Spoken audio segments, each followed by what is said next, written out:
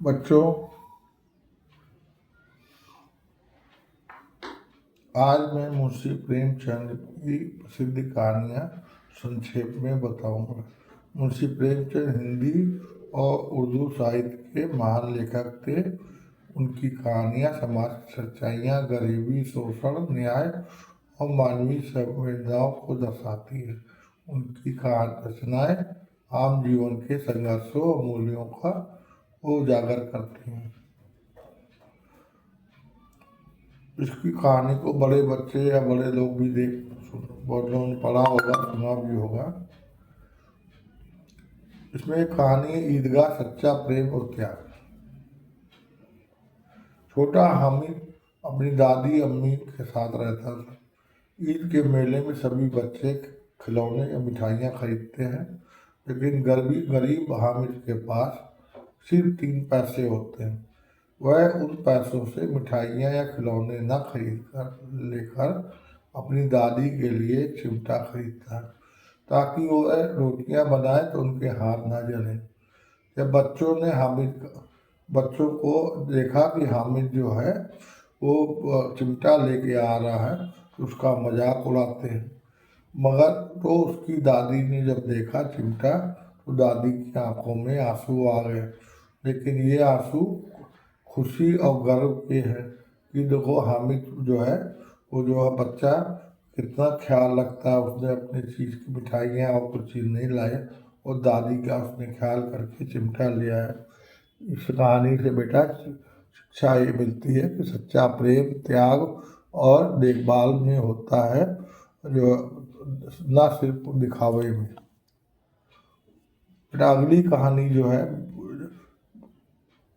जो प्रेमचंद की है, कफन गरीबी और सामाजिक कठोरता।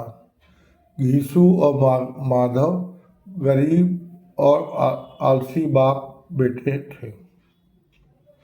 उनकी पत्नी जो माधव की पत्नी बीमार होकर मर जाती है, लेकिन उनके पास कफन खरीदने के लिए पैसे नहीं होते।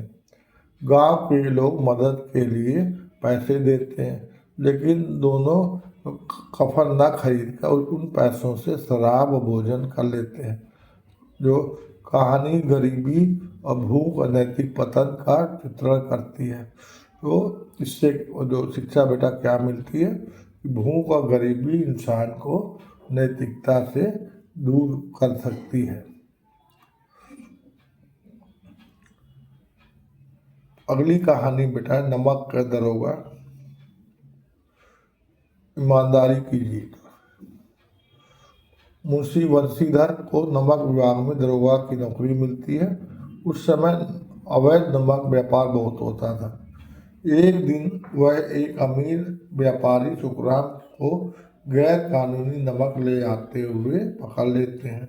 सुखराम बंशीधर को रिश्वत देने की कोशिश करते हैं, लेकिन वह इनकार कर देता है। नजरिया यह होता है उसे नौकरी से निकाल दिया जाता है, लेकिन उसकी ईमानदारी से प्रभावित होकर सुखराम ने उसे अपनी कंपनी का प्रबंधक बना देता है। तो इससे शिक्षा बेटा यह मिलती है कि ईमानदारी का इनाम देर से सही लेकिन अवश्य मिलता है। चौथी कहानी बेटा प्रेमचंद की है, जो पूस की रात, गरीब किसान की व्यथा। ये कहानियाँ बेटा बहुत बड़ी बड़ी हैं, हम आपको संक्षेप में बता रहे हैं, छोटी करके बता रहे हैं, जिससे आप भी परेशान ना हो, कहानी भी समझ जाए। हल्कू जो है, इस कहानी में हल्कू है, गरीब किसान था। ठंड से बचने के लिए उसके पास ढंग के कपड़े नहीं थे। एक ठंडी रात उसने अपने ठंड बचाने के लिए आग जलाई, लेकिन उसका खेत बिना देख रेख के रह गया। रात में जो है नीलगाय आकर के उसकी पूरी फसल खा गई, लेकिन हल्कू को अब परवाह नहीं थी, क्योंकि वो पहली बार चैन की नींद सोया था।